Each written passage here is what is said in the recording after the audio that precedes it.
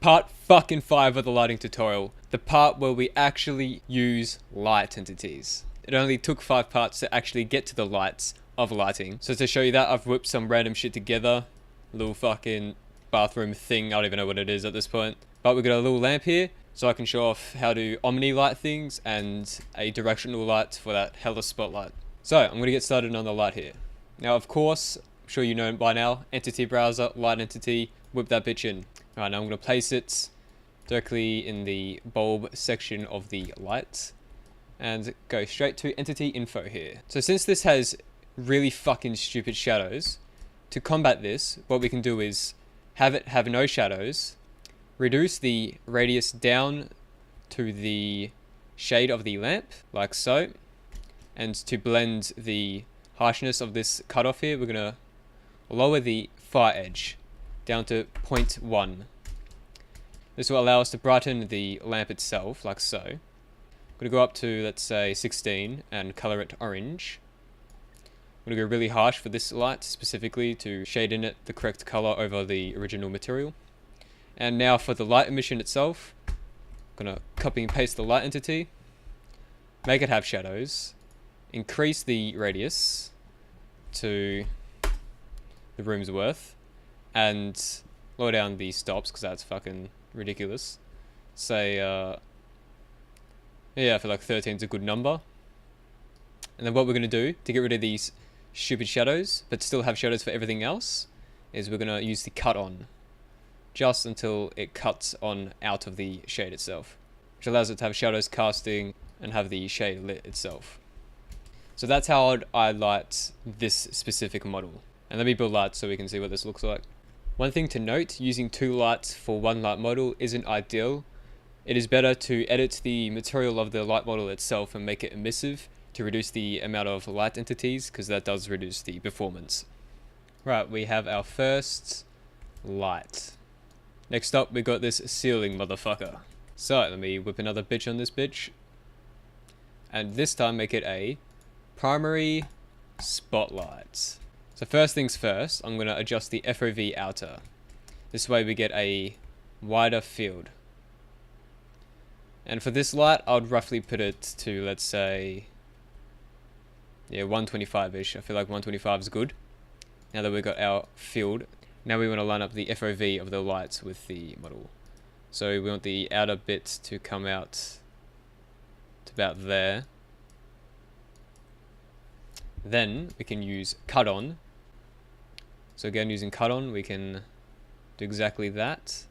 And this will start the light from this point. So let's say 8. Now, we want shadows. And we want to brighten this. But we have a problem. It doesn't hit the fucking bottom. So let me increase the radius here. Right there. There we go.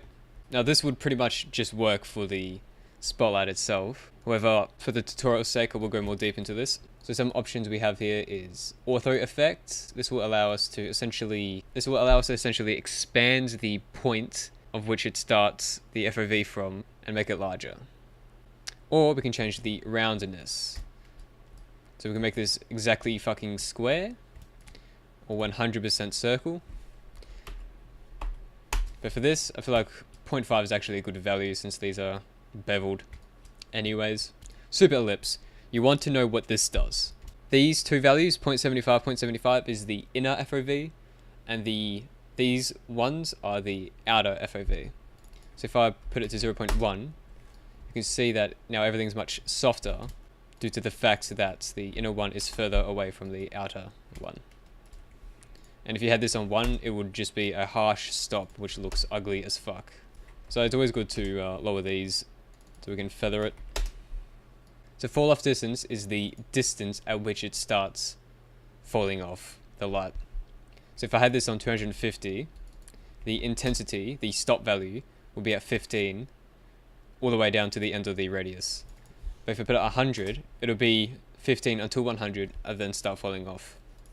So let's fall off. Just keep it at 12. We already went over far edge, but one thing we didn't go over is bulb length, which is something I definitely should have covered. So if we go back to our Omni light here, selecting the casting one, increasing the bulb length will widen a Omni light. So you can do heaps of cool things. I actually chose the wrong fucking lights just now. Alright, so as you can see, we can widen a light. Now this shaping option is very useful for like neon strips. Very fucking useful, bulb length is. And it works with fluorescent lights and all that. So something definitely to keep in mind. Okay, moving down to cookies. So cookies are basically alpha masks of which the light shines through. So for a good example, we have blinds. We can use the blinds one. So what this cookie is just a black and white texture of some blinds. And this makes it so that the light will go through that. So using cookies, we can actually make a light flicker on and off. So choosing cookie flicker 02, you'll see this weird splotchy shit. That's fine though, because we're going to skew this texture so that we can animate it. In doing so, we're going to change the tiling of it from 1 to 0.001 and then 0.001. Now we'll stretch it out like crazy and then we can start scrolling it, which will give us our flicker, just like that. Quick and easy. Let me up these stops so we can see what we're doing. Alright, volumetric. So volumetric lighting will give you volumetric lighting. Not much to go over here. We have our intensity boost, which just boosts or negates the volumetric effect on a per light basis. Volumetric cookies, you have to have this ticked if you're using cookies. So if you're having a flashing light or flickering light with volumetric lighting, you must have cookies ticked as well.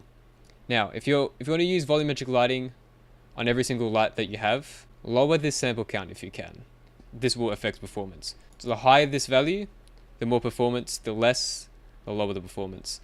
Obviously it looks worse the lower you have it, and it looks better the higher you have it. So if you have a particular area in which you're spamming many volumetric lights, trick you can do is just lower the sample count on them. Now, I'm going to go over something else called probe only lights. So dragging in another light here.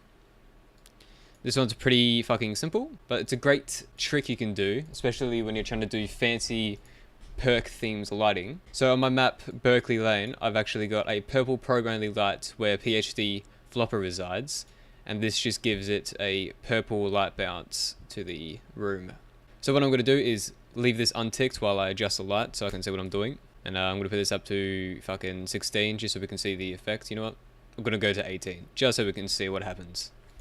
And then obviously I'm going to increase the radius here, make it have shadow maps, lower the far edge so it's not harsh, just like so, and then make it a probe only. Now I'm going to bake lights and show you what this looks like. Bang, we have a purple as fuck room with no light source to be seen. So that's probe only lights. Like I said, pretty basic. Last thing I'm going to go over is some performance things. So on spotlights, we have a thing called shadow map scale. Now this only applies to spotlights. This is basically the resolution of the light for the shadows it will cast. So at scale 1, the resolution will be 512 by 512, and then the math on top of that. So 4 times is 2048 by 2048, because 4 times 512 equals, guess what, 2048. Alright, so here's a quick example. Got a bit of complex shit the light goes through. So if we change the scale to 4, we get much sharper defined shadows, and 0.5 less so. Now don't go crazy with this because there's a thing called VRAM. Don't go crazy. Only use it if you have to, as with all the other performance affecting shit. Especially with peanut radius. Like I said, the higher you have this, the worse the performance. The softening of shadows. So exclude dedicated, having this on will make it so that there's never any dynamic shadows from players or zombies or things that move. Alright, now I'm going to get into culling. You should always cull your lights. This is very important, especially if you have a long lines of sight, where if you're looking down a hallway and there's like 5 million fucking lights, definitely use culling, otherwise you're going to have very low FPS, like on Galactic Verge's map, Emergence. So for the sake of your brain and less of confusion, use pure radius for spotlights. So the way this works is, it depends on your radius of your light. So if your light is at 250 radius, so it's about, 250 big. For this, so if I want to cut this off at a certain point, let's say 30 pixels, it won't cut off until this entire radius hits 30 pixels of screen space. So if I go all the fucking way back, like so fucking far back, to the point where this only covers up 30 pixels on my screen, that's when it's going to cut off if you set it to 30. And fall off is just the blend, a point where it starts falling off and then cuts. So fall off you want higher than cut off. So for a 250 light like this, shit, I'll probably put 50 and 100 maybe even. So as you can see, this is our radius. So it'll still be on, and now it's falling off. And then we go back, and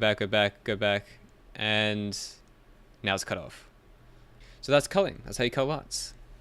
Alright, so here we are in game with some example lights that are culled. This last one being the harshest culling. Now, these are actually too low to even see from a distance because the sun volume ends and then they get cut off completely due to that fact. But as you can see, this is what culling does. In effect, fades in nicely if you have the fade done right. So that wraps it up for this part of the lighting tutorial series. Hope you enjoyed it and learned something from it. And if you did it, I'll greatly appreciate it if you hit like. And if you haven't already, subscribe. Laters, cunts.